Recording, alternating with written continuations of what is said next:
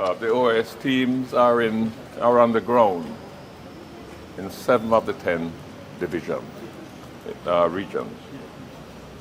And so far since morning, we have been able to visit 342 polling stations. We're going to be continuing that effort, and we'll be visiting more polling stations as the day progresses. Our observations are that, by and large, things have been moving smoothly.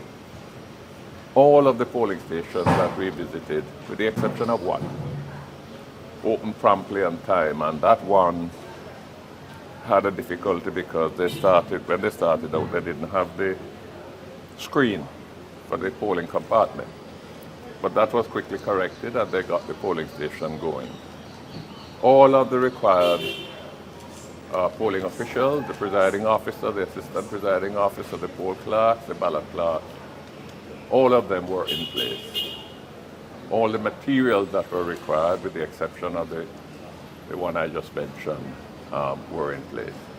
So generally, we were satisfied that the polling exercise started out, and up to the last visit that we made and the last report that we got, everything has been proceeding in an orderly fashion. I was particularly impressed. I myself visited 62 of those 342 polling stations since morning. And I was particularly impressed at how professional, how well-trained the polling officials appeared to be. They knew what they were doing. They were not hesitant in applying the relevant rules and guidelines. And all told, things have been going well. There's one little discrepancy that we saw, and I'm not sure if I should call it a discrepancy.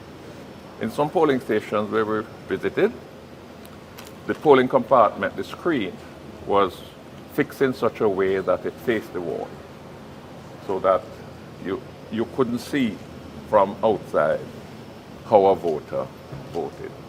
In some of the polling stations, we noticed that it was the opposite, where it was turned around. And when I inquired why that was so, I gather it was in relation to this effort to prevent voters from photographing their ballots. So it was put in such a way that the officials and the party agents would be able to see whether anybody was, fiddling with a smartphone. I don't blame that on the presiding officers. There seemed to have been some lack of clarity in the instructions that they were given. But certainly the instances that I observed, once a person went there with their back to everybody else, it would be difficult, if not impossible, to see how the person voted. So I believe that where that occurred, it was more out of an abundance of caution rather than any attempt to circumvent the process. At all of the polling stations that we visited, there were party agents in place. In most cases, at least 3, and in some cases more, so that the parties seemed to have been quite vigilant in ensuring that they had, the ability to scrutinize the process.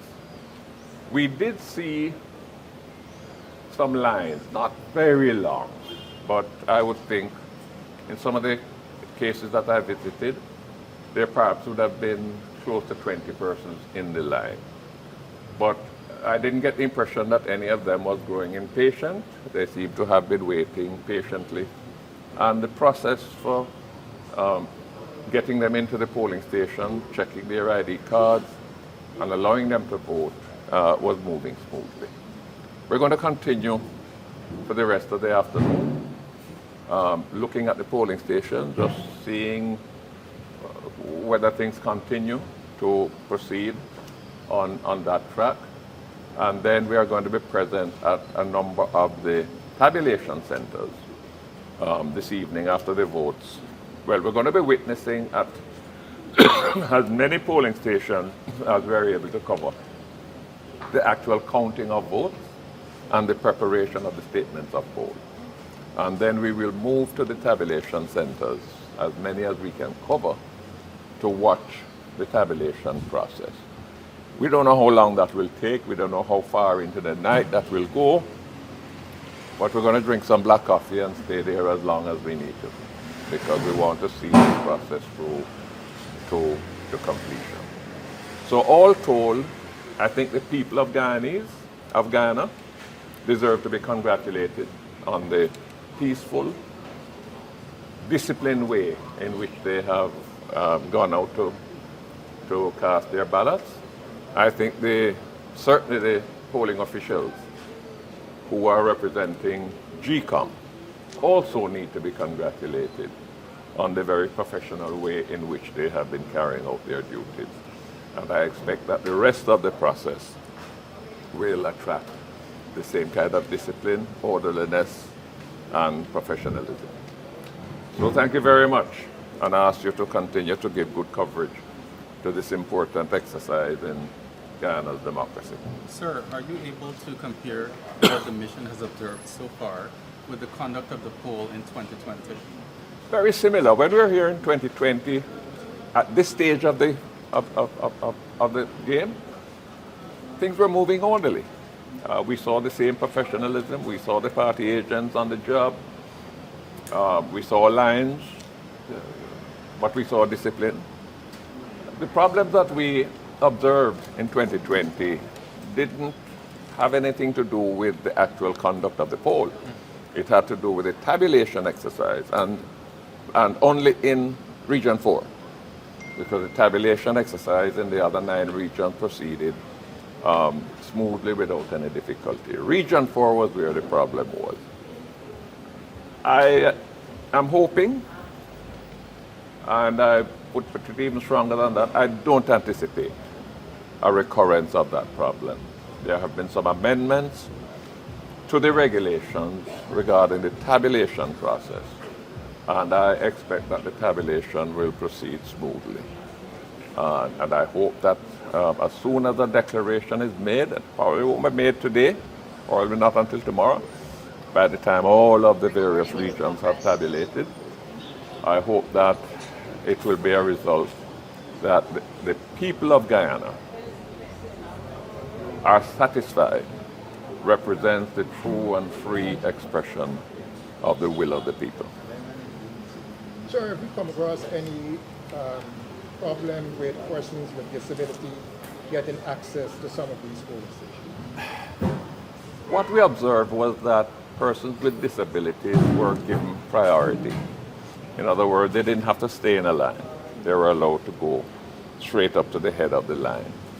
What I think would have posed a problem, and I didn't actually see a person with disability in that situation, but at some of the locations that we went, where polling stations were on the upper floor, persons who were physically unable to climb stairs would have had to be lifted up, because there would not have been any other means for them to access the polling station. I think it's important, wherever possible, to avoid locating polling stations on an upper floor. If it is at all possible, keep those polling stations on the lower floor, because it is a real problem for disabled persons. But I didn't actually see anybody having that difficulty. What I did see was that persons in wheelchairs. I saw one person in wheelchair, for example, who once they arrived, there was a supervisor outside who allowed them to go straight to the head of the line. Are you able to comment so far on the fairness of the media coverage that your mission has observed? It's difficult for me to do that. We have had specialists on the ground who have been observing the media. The media in Guyana, of course, there is state-owned media, and we have had complaints that state-owned media is bad towards the government. We have been told that some of the privately owned media have their own political alliances, and therefore they have been accused of not giving fair treatment to others. That's not something that I would want to make a pronouncement on now. when we prepare our report, and I have a full briefing from our specialists who have been on the road and who have been examining these things over the last few days, then we perhaps will comment more specifically. Thank you.